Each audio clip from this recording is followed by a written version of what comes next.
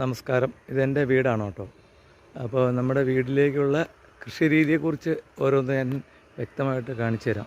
ഇതാണ് റോഡ്. വണ്ടിയൊക്കെ വരുന്നുണ്ടോ? കണ്ടോ? വീടിൻ്റെ ചുറ്റും ഫലവൃക്ഷ തൈകൾ നട്ടുപിടിപ്പിച്ചിട്ടുണ്ട്.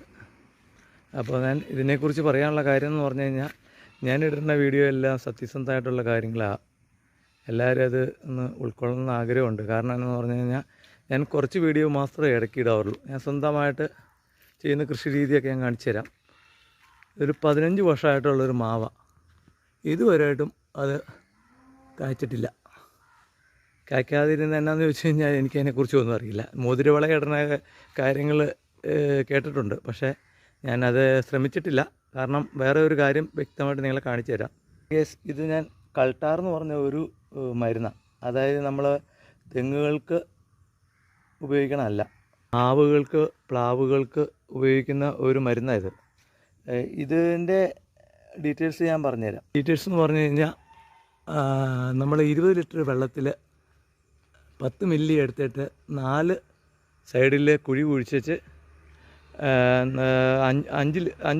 5 ലിറ്റർ വെച്ച് 4 സൈഡിൽ ഒഴിച്ച് കൊടുക്കണം കേട്ടോ. ഏത്തവാഴ കുഞ്ഞ് ഇതെൻ്റെ മാതളാണ്. ഞാൻ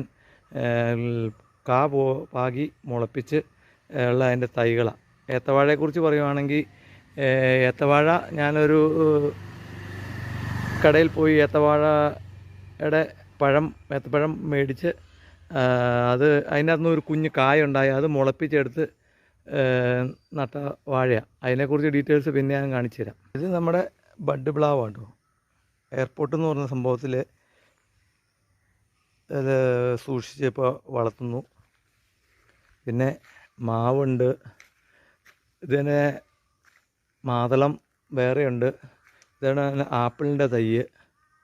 ഞാൻ ഫസ്റ്റ് വീഡിയോയിൽ പറഞ്ഞിട്ടുണ്ടായിരുന്നു, മറ്റേ അവക്കാഡോയുടെ ഡീറ്റെയിൽസ് ഇട്ടിട്ടുണ്ടായിരുന്നു, പൂത്ത കാര്യങ്ങളെക്കുറിച്ച്. ഇതെൻ്റെ ആപ്പിളിൻ്റെ തൈയാണ്. നിങ്ങൾ കണ്ടിട്ടുണ്ടോ? ഞാൻ ഒറിജിനാലിറ്റി ഡ്രമ്മിൽ നട്ട് ഇത്ര ആയുള്ളൂ. ഞാൻ കട്ടപ്പനയിൽ നിന്ന് കൊണ്ടുവച്ചാണ്. ഇത് നമ്മുടെ വെള്ളിരി. ഞാൻ എൻ്റെ അമ്മച്ചിയും ഞാനും